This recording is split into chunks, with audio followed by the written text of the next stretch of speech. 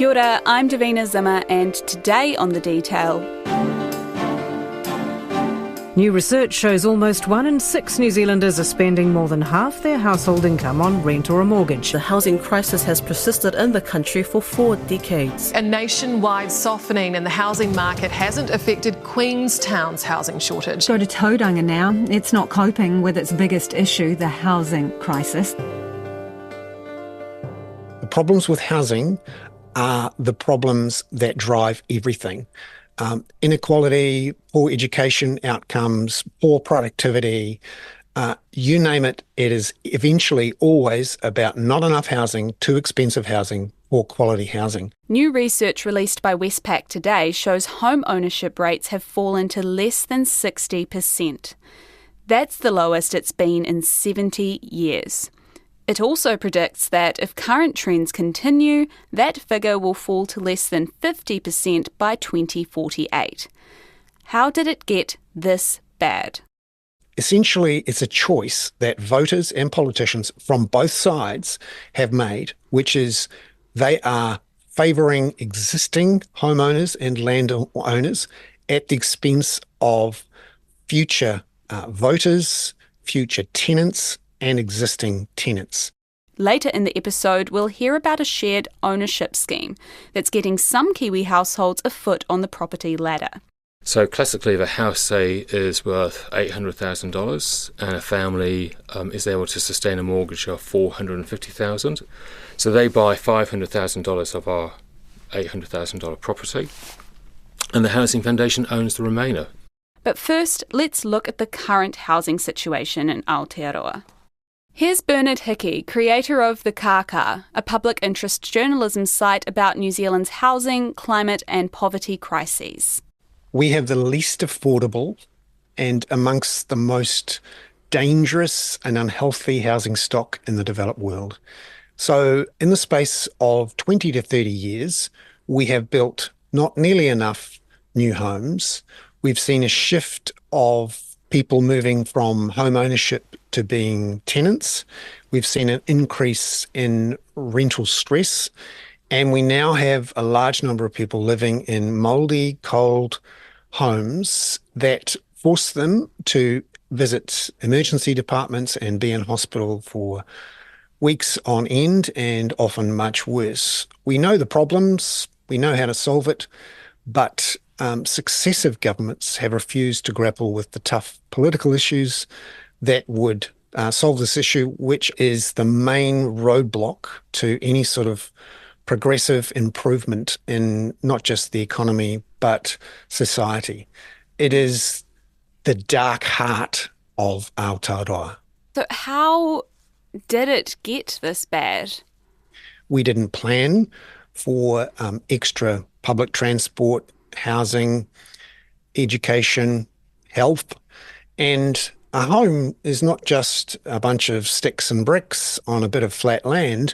You need pipes, you need roads, you need footpaths, playgrounds, schools, hospitals, and essentially both government and councils and ultimately voters through the 1990s and through the first 20 years of this century have consistently, repeatedly decided not to invest in either the infrastructure or in the actual houses themselves to cope with population growth that either they didn't expect or they chose to ignore.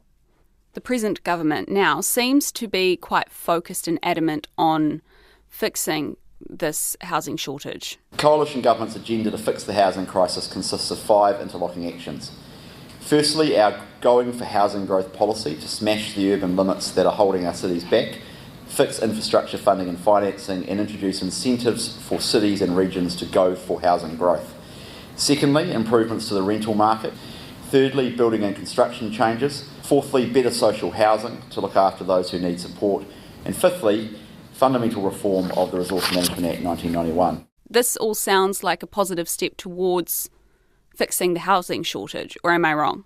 There's been lots of well-meaning attempts and lots of genuine political will to make changes. However, they do not go far enough and do not address some of the really big elephants in the room. And they are the unwillingness of the government and of councils to borrow off Crown and council balance sheets to pay for water infrastructure, firstly, but also public transport, housing, health, all the other infrastructure you need to support new homes.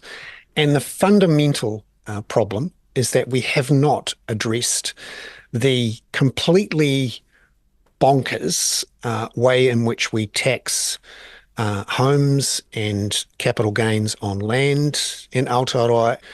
Just today, it's been estimated that rental property investors have made tax-free capital gains since 1991 of $511 billion.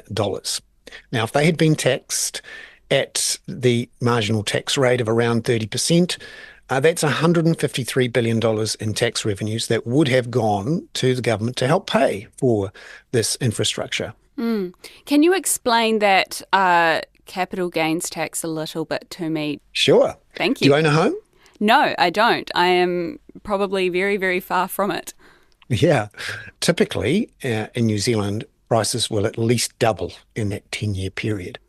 So let's say you've bought a house for $1 million, you put $100,000 of your own money into it, and then you've still got a $900,000 loan. After 10 years, the house is worth $2 million. So you are sitting on capital gains of $1.1 million, having put in $100,000. That means your capital gains are 10 times what you put in. There is no other investment that will get you that, particularly because you don't have to pay tax on those capital gains. You can then use those capital gains to buy more properties and to gear up and make yet more capital gain, which is tax-free. That is the way New Zealand operates, and it's unlike anywhere else in the world where they do tax capital gains, at least on second homes and beyond. Money from taxing capital gains could go towards building more homes and better infrastructure to support New Zealand's growing population. Building more homes is what many experts see as the key to solving housing affordability. And that includes homes not just for ownership, but for renters too. Well, it's a concept being labelled a Gen Z solution to New Zealand's housing crisis, build to rent. The model, which is popular overseas, aims to provide housing security for long-term renters. Now the country's biggest build to rent complex is about to open. The concept sees investors build apartments solely for renting, so they can't be sold and renters can't be kicked out. One of the benefits of a massive increase in housing supply is that eventually rents will fall. And we have good academic research from Auckland, for example. After the 2016 unitary plan reforms, which allowed more townhouses and short apartment blocks to be built somewhere close to the CBD, we saw rents rise by less in Auckland than in other cities that didn't have these freer rules about zoning. We also saw it for a brief period in Christchurch after the earthquakes, when the government stepped in to help fund infrastructure and made it easier to build houses and lots of them a lot quicker. That also helped reduce some rent inflation before the usual rules started to apply again. One of the problems New Zealand's had over the last 20 or 30 years is that we don't build enough houses at scale to increase the economies of scale and reduce the costs of building. And we don't produce enough homes in small plots of land. Now, what you need is an awful lot of apartments close to where people work and play and learn. That's how every other city in the world does it, and it makes those cities rich.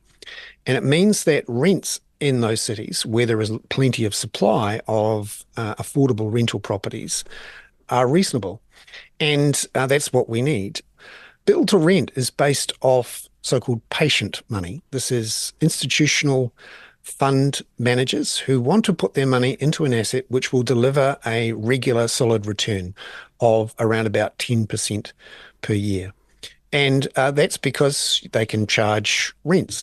The idea is that more rentals equals more options, resulting in rental prices going down. So is this focus on increasing the country's rental market a sign that society no longer sees home ownership as the be-all and end-all? No, I think it's an acknowledgement that for a lot of people, their time will never come to own property, but also that just essentially we need a lot more houses. Doesn't matter whether they're for rental or to buy, just an enormous number of houses are needed because our population keeps growing faster than we expect or have planned for. And anything we do to add extra supply is going to help improve the situation. Is the way that people think in their methods of getting into homes changing? Not really.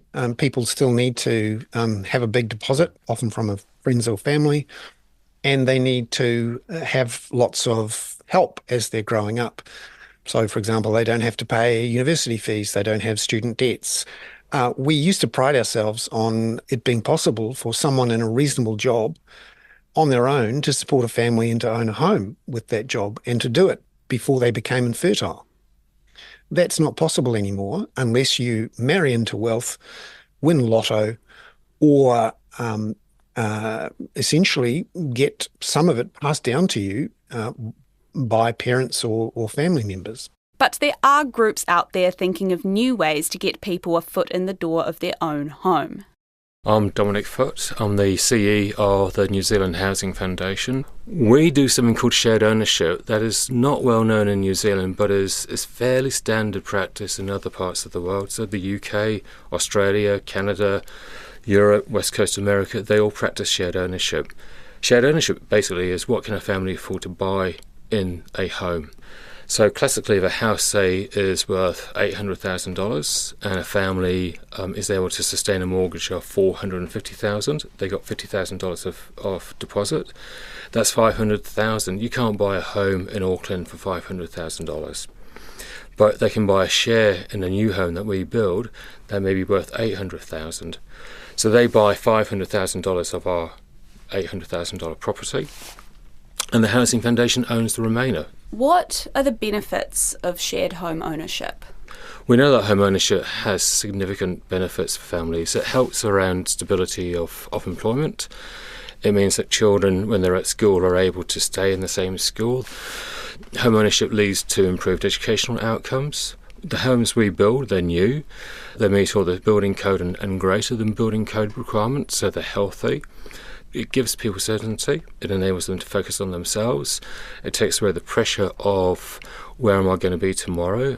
It takes away the stress of knowing that the children's schooling may be disrupted. The benefits are enormous.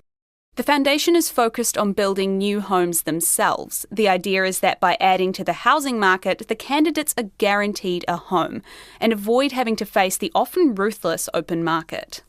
Our focus is really for the family to become stable in that home. So they're getting used to paying mortgage.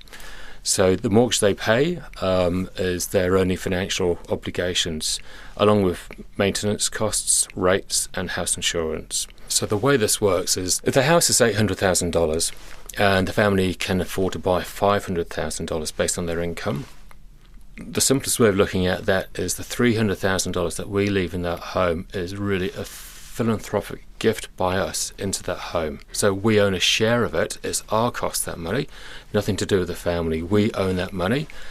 So it's like being a joint buyer. So the family put in $500,000, we put in $300,000. We are wholly responsible for our $300,000. The obligation that the family have with the Housing Foundation is that over time they will buy our share in full. And that's important. It's not a half-price home. We're a charity, and the purpose of our charity is to relieve poverty through the provision of affordable housing. And so we work with families on lower incomes. The Housing Foundation calculates how much that family can service as mortgage repayments. The ratio we use is 30%. So 30% of a gross household income of $100,000 is $30,000.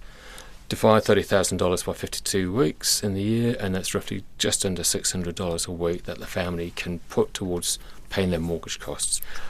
On that basis, they can go to a bank and work out how much they can afford to service as a debt. If they meet all the other bank lending criteria, the bank will then issue them with a mortgage to buy. And that might be around $450,000. And so that, the $500,000, then $450,000 of that is mortgage debt. And for the first few years of the family being a part owner, a shared owner of their home, it enables them to become secure.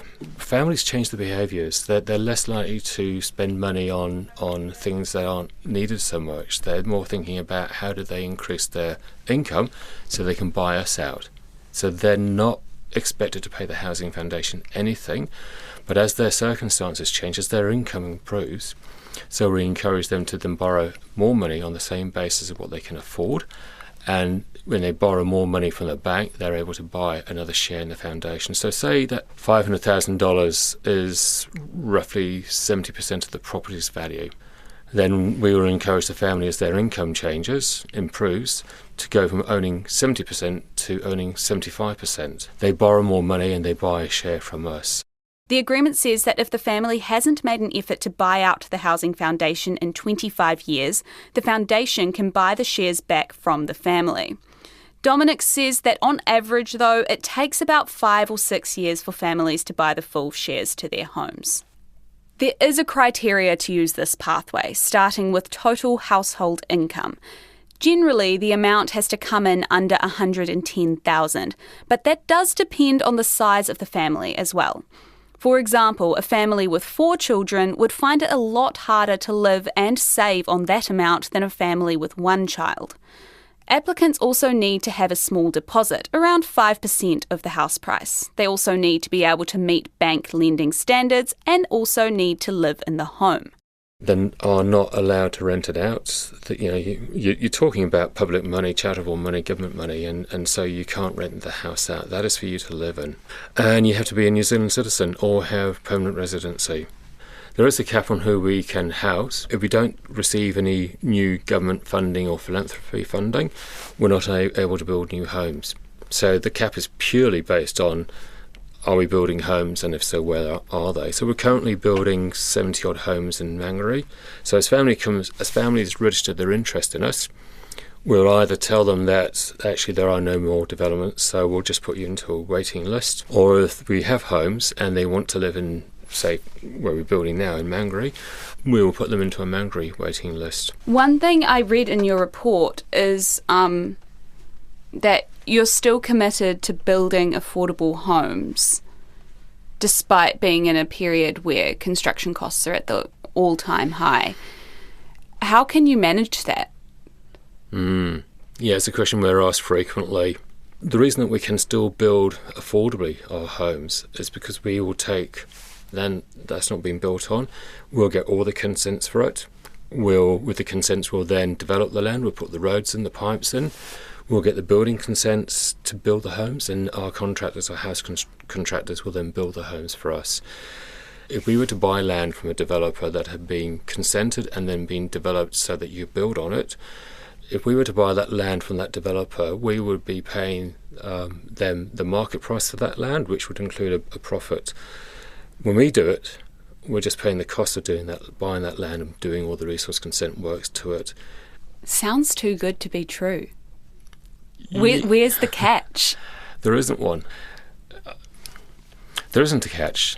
And that's actually the thing that impresses us the most, is actually that's one of the questions families ask us. We want people to think this is too good to be true. We want people to look at all financial plans and think, where's the catch in this? Because it's showing that there is an increasing awareness around practices in the past that haven't been for the best for people. So it's not too good to be true. It's real.